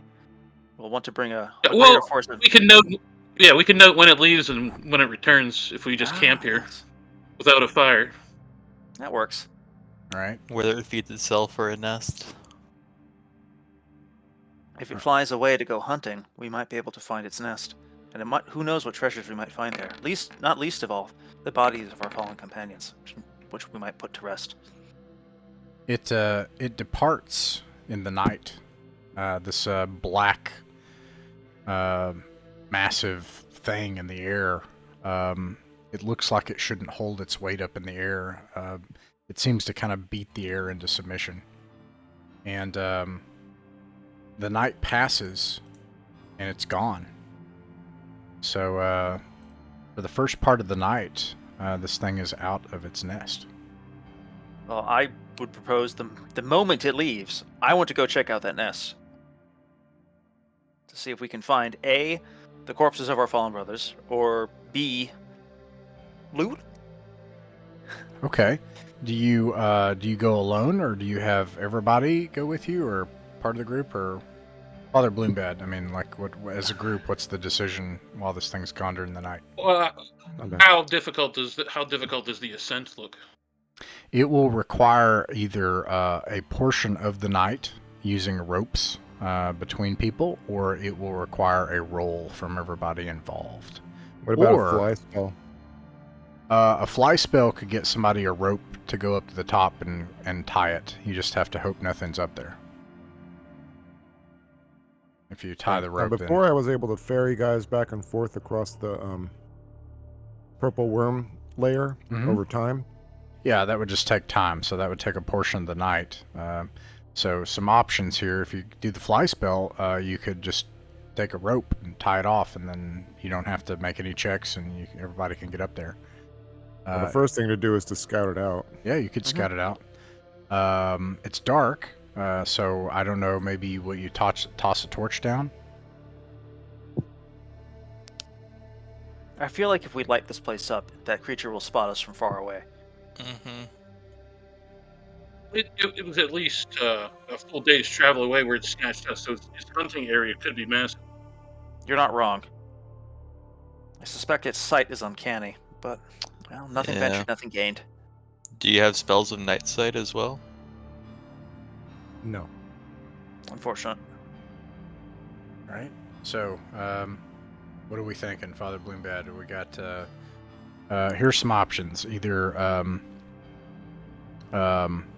everybody makes a check. Someone makes the check, goes up, climbs up the rope for everybody else. But failing the check would be lethal. You'd be climbing a mountain. I think it's up to Magnus. He is the fly spell. Or you could use the fly spell. You would have to risk in the dark trying to sense out what's up there. If you tie up a rope and light it up there, everybody can climb. Okay, proposal. And also, These is this fairies- the whole group, or is this just the adventurers? I guess is the other question. I think probably just the adventurers. Here's what Yeah, I propose. the archers should be ready in case, just to back us up in case we get into trouble. All right. Magnus ferries me up so that he has a little bit of defense if things go awry up there. Once he's up there and I'm protecting him, then we can light it up and let down a rope to let the rest of the gang up. What time of night is it? It's early in the night. I'm assuming that you do this. You are talking about this right after it leaves, so it's like 9, 10 o'clock.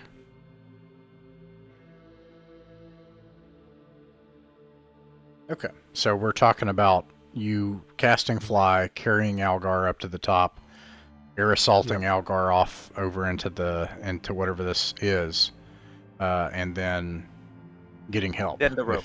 Then we let down the rope. Okay, so Then rope and light. You do that. You carry Algar up to the top. Now, a simple thing here. Algar, make a. You could use your ranger feature. Roll a d6. Oh, 4. 4. Magnus carries you up to the top of the eyrie, and you get ready. You have your equipment. You got your rope. You're ready to jump down, tie it off. And then all of a sudden you hear chirping noises, and you see movement down in this this nest. This thing has babies. They're about the size of horses. The size of horses, I think we can take. Are you all okay with killing these crazy things, babies, or do I want to call them something other than babies? Absolutely. Anyone can say no. That's one of my rules. So anybody can say no. I don't want to kill the giant, horrifying night terrors babies. You can tell me that now. They're hatchlings. They're hatchlings technically, right? Yeah. If I was a different character and had greater power, then I would be able to exercise mercy, but I'm not and I don't. It's kill or be killed. Mercy is the privilege of the powerful, and it is a privilege which I endorse exercising when I have it. Okay. I will drop me off and I'll try and buy you space to cast a sleep spell. Oh, God. You said they're the size of horses? They're the size of horses, but sleep will work. You're confident. But let me make a bunch of these little things. Let me figure out how many there are too. How much? I mean, okay, my movement rate when I'm flying is 120. How far up is this eyrie? It's probably a 1,200 foot vertical reek. It's a small mountain. So that's is that 10 combat rounds? Well, what are you trying to do? What's your intention? I'm just trying to get a tactical sense of what's possible. So basically, going to pick somebody else up to join the combat is impossible. Yeah, great question. I'll just say that he'll have to survive for about 4 rounds if you want to go try to pick another person up. Now, you can also pick him up and just get him out of there, or you can try casting sleep and he can fight him. Well, the whole point was he said buy time to cast sleep, so I think that's the plan. All right. As long as my head and spine are still attached, I have every confidence that Father Bloombad can reassemble me. All right, roll a d6, Algar, for initiative. 4. All right, you're able to attack first. Alrighty. Your target is 15. Well, I hit firmly. You hit. You kill one of the things. I'm already feeling pretty good about this. Yeah, they. Let's see if they kill me. Let's see if they freaking kill I me. assume you put down a magical. lantern or a torch or something up here so you can see. And this thing, you know, you've got this fire behind you. You have the golden spear, right? I do. It sheds its own light. Oh yeah, you've got like this 120-foot light from the golden spear, and you slice this thing's head off, and the other ones like trot back in horror. And What are the hit dice? 2. It's D6, I think. 5 go down. All right. Right after he does that, Magnus casts a spell, and the rest of them fall asleep. This place is full of skeletons and bones and treasures. All right. Well, I think now that that's over, we have to. This thing just left, right? Mhm. Yep. Did these things make any loud screeches? Or I mean, one of them was killed, but like, was it like piercing noise coming from this mountaintop, or was it just kind of all happened in darkness and I mean, mostly it silent? it happened in darkness, but it did make a screeching noise. But no, it wasn't some kind of like sonic screeching that would last for 10 miles or something. So, would its mommy have heard it? Maybe. Maybe. Hide under the bodies. Go ahead and roll Well, for the question that is, maybe. do we want to transport everybody up here and just set the archers to just volley this thing as soon as it tries to come in for a landing? If That we would do be- that, they'll deserve a very large share of the proceeds. Yeah. I don't think you're gonna have time to get all the archers up here. I mean, imagine the time it's gonna take us to get back down then without the fly spell. Yeah. Let me Agreed. just quickly gather up what we can gather. I have one more use of it. Okay. If you have detect magic, Magnus, this would be a good time to use it. You know. I do. I will say that you can, like, basically get the adventurers up there. What? And everybody else can be at the base, which will give them their typical -4 penalty for range. And I regret to say that, in fact, this did attract the attention of Mommy. Oh god, it's all over. It's all over. It's been so much fun. Yeah. Hey. Use that horn first chance you get. On it. Anti-armor gonna- coming out. I'm not gonna bother asking about sleep. Actually, I have to. But Webb, Webb. Oh. Find its wings. how about binding that sucker's wings together? Yeah. A nice 1,000-foot drop would have hurt it. I don't think it needs its wings to kill us. It probably It doesn't. has to get to us first. Well, I guess Alright. it can get to us, but So Yeah, it's probably gonna. you're declaring Webb and Father Bloombad. Are you declaring anything? I don't know if I have anything that's applicable, but let me check real fast. I mean, if it's gonna land, if it's got to come in here to deal with us, your snakes might be useful. Yeah, I'll do the snakes. Also, roll a d6, Father Bloombad, Yes, sir. for initiative. I'm going to Oh, try and draw no. aggro. No. All right, let's form our front line here.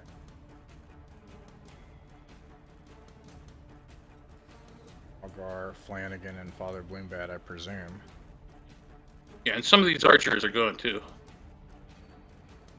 Yeah, they'll all get a Algar will- chance to attack, but Algar will take. I mean, extra point. one row of them should be gone because 3 died and 1 got promoted. that's right. That's correct. Okay. So, yeah, this thing swoops in to attack and spells initiative. It moves and missile fire. So they're going to attempt their missile fire. 2, 4, 6, 8, 10, 12. At a -4, they have to hit a 15. So they have to, let's see, that's a 19. So 1, 2 hits. Is a longbow a D6 or a D8? D6. D6. Range weapons are generally less damaging in this rule set, which doesn't Yeah. entirely make up for how great they are. Strike a few arrows into this thing as it swoops into land, Anybody else? All right, I see Locken is firing. Misses. I think I'm gonna fire short bow as well. All right.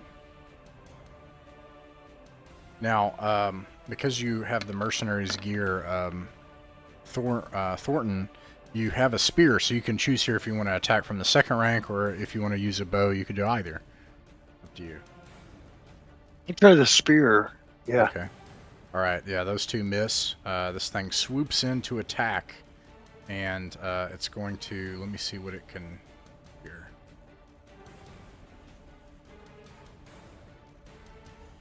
I'm so scared. 6 as 1 as 3 attacks at +6.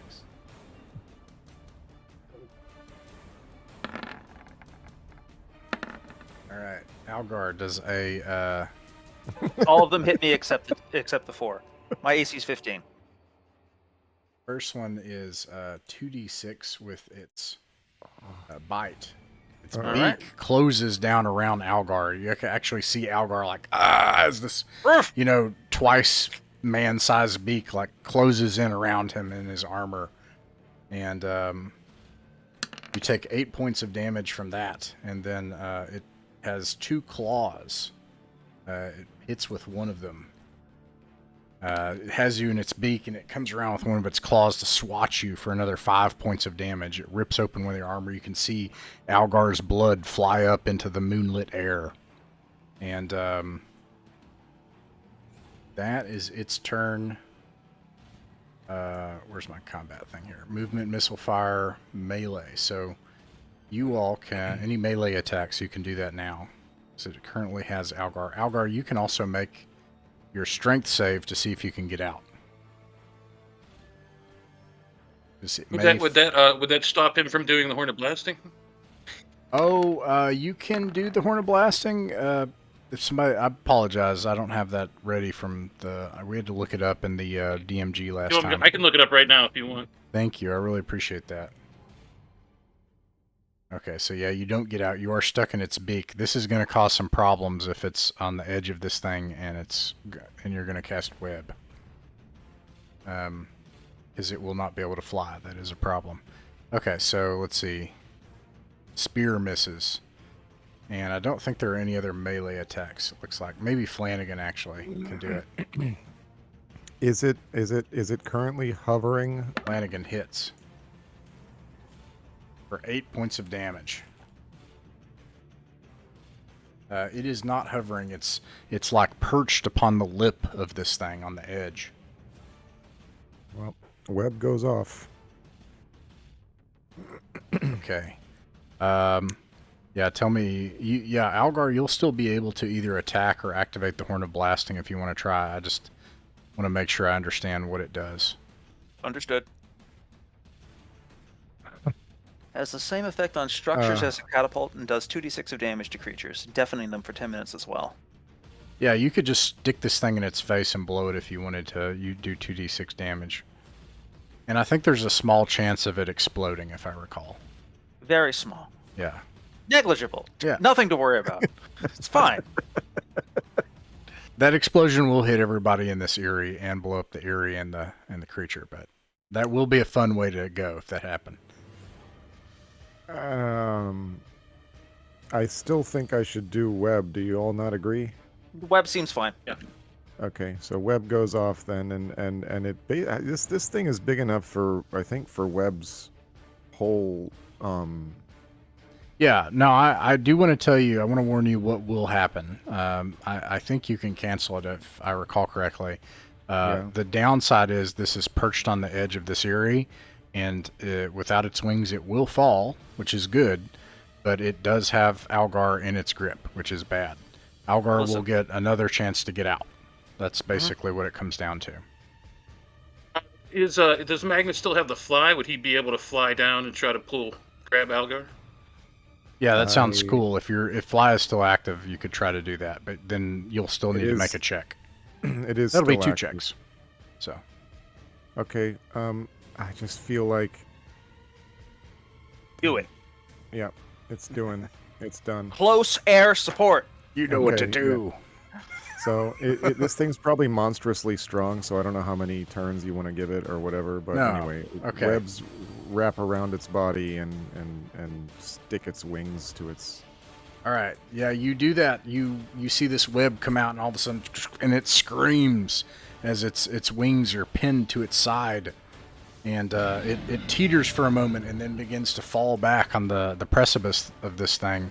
Algar, make a strength save. Thank God!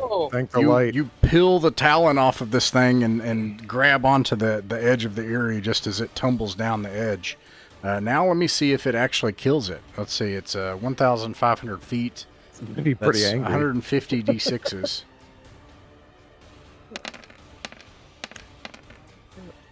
150. Oh, does there no cap in this? Well, I mean, there probably probably is. should be. There should be a terminal velocity. Terminal velocity. It's like what 20 normally. That Yeah. is enough. That is enough to slay it. So it crashes down below among the rocks and shatters among the rocks.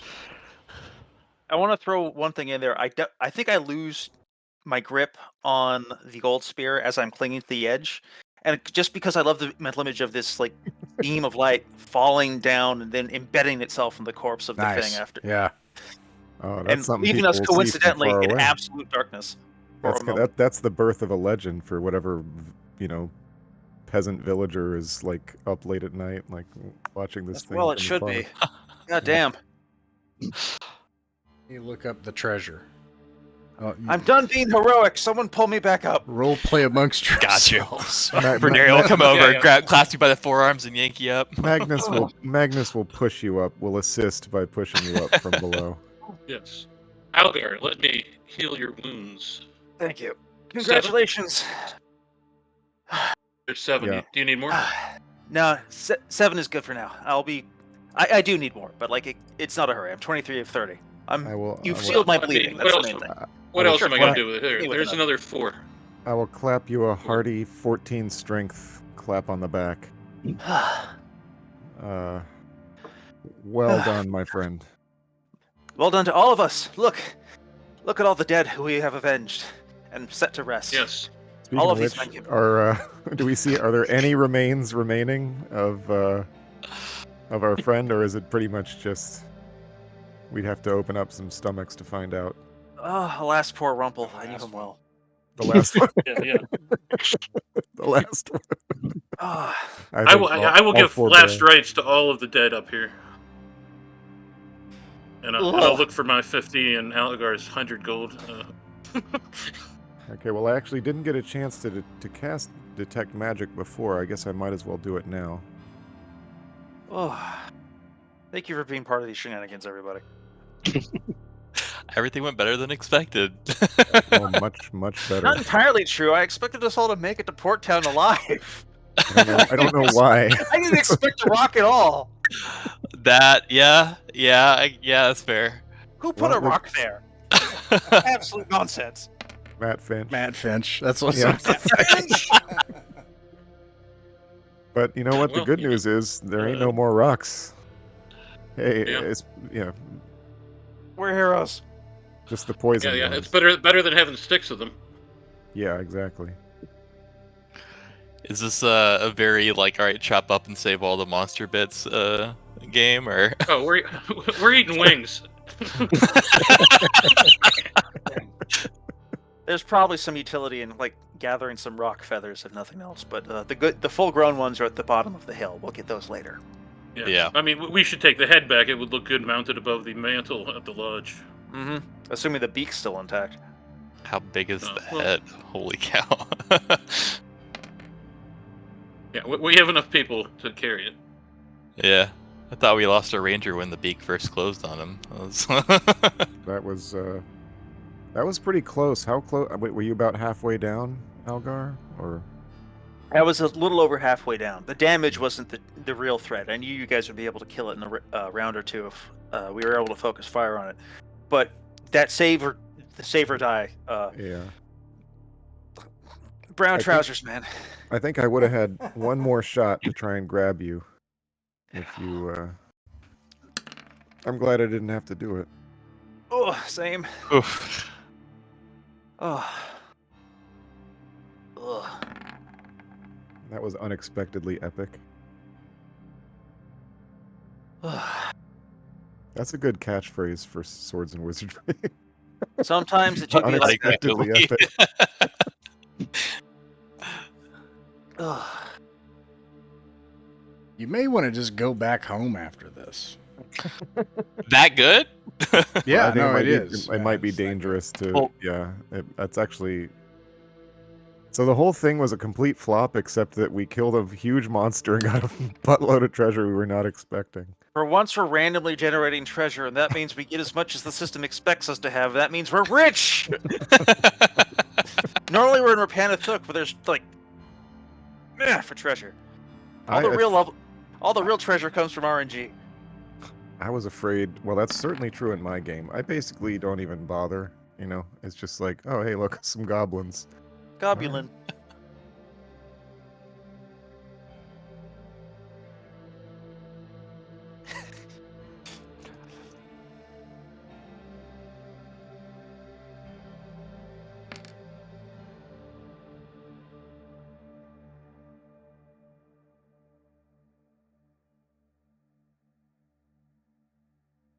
Everybody's ears are still popping, probably.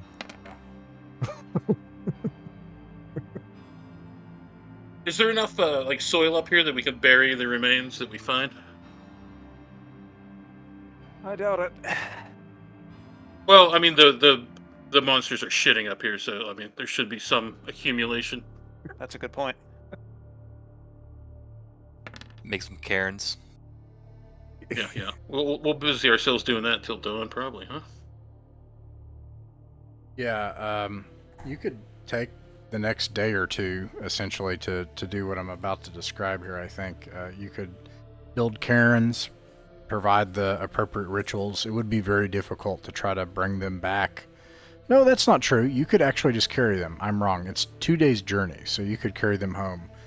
We'll end the session here in a minute back with the survivors. You are going back home, right? Or are you going to keep going? I should tell you what you found first. There are tons of dead people. Okay, skeletons and bodies and backpacks and a lot of things that are ruined. Those things that can ruin have, except someone has a tube made of some sort of metal. This is not steel. It has a dull color to it, but it is a hard metal. And within the tube is a scroll.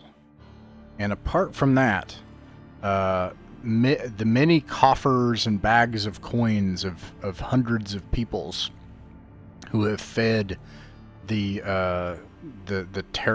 awful children of this creature that would have indeed afflicted the travelers that came this way for many years lay here. And there is 8,225 gold pieces, 2,000 gold pieces, a 6,225 gold piece gem. So like someone had found a fat gem. And How many then gold pieces again, did you say? 6,225. That's the gem value. gem, But what's yeah. how much loose coin did you say there was? 2,000. So 200 pounds worth of coins, right? And then a 3 gold piece gem. And then a 790 gold piece gem. Somebody dropped the big All one. right. Yeah. Yeah, I wanna go for bonus rounds. Let's cut the gizzards open of all the babies and the mama. You can. Is there any chance we might find something else? I already did that to the rat. Might as well go the extra mile. Uh, We might, if nothing else, we'll find. Well, probably- because they often have like stones in their gizzards, right? So a gem could potentially end up in there, right? Wow. Alright, This is gross. why we love Reliable. Better Blown Bad. just don't ask about the feces. You've already checked. But let's see. Let me go here. Yeah, that was my ulterior motive. Yeah, and when you're done with the gizzard, give it to Thornton. They're finger licking good.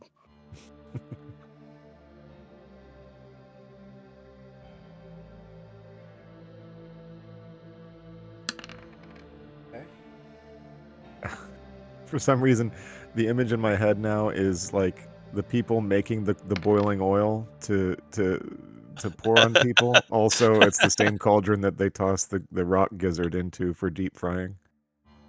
No one's actually going to pour boiling oil on incoming people. Oil's expensive. Just use sand. Makes it very aromatic.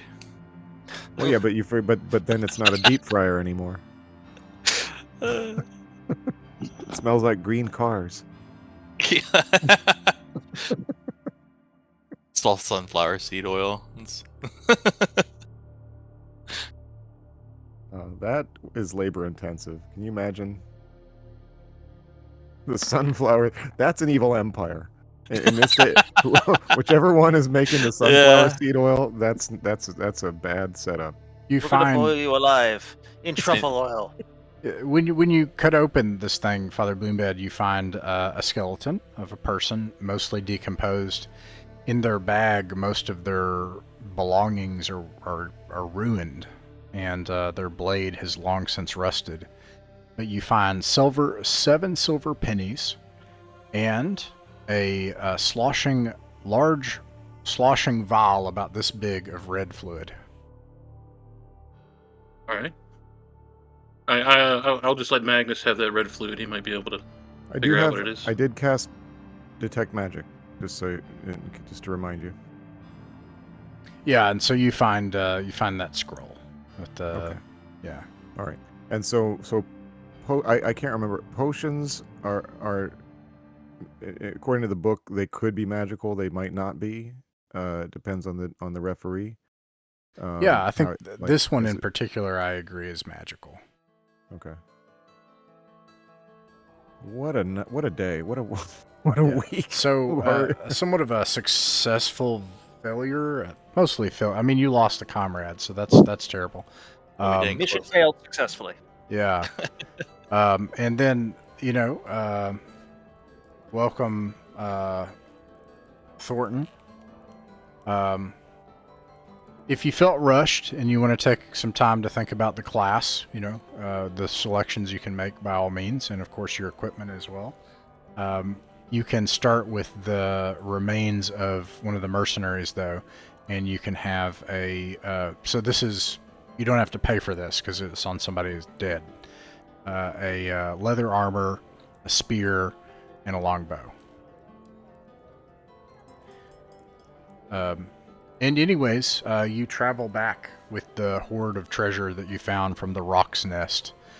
and an awesome And its head. Yeah, an awesome head to display. And with that, I might even kind of squeeze, I don't know, I'll think about it. It might either be the next week plus 2 days, or, I mean, that accounts for it. It might be just like, we'll rejoin one for one time, because you were only gone like a couple of days. You take the head back to the lodge? Yeah, I think so. All right. And that's where we'll end the adventure for the night.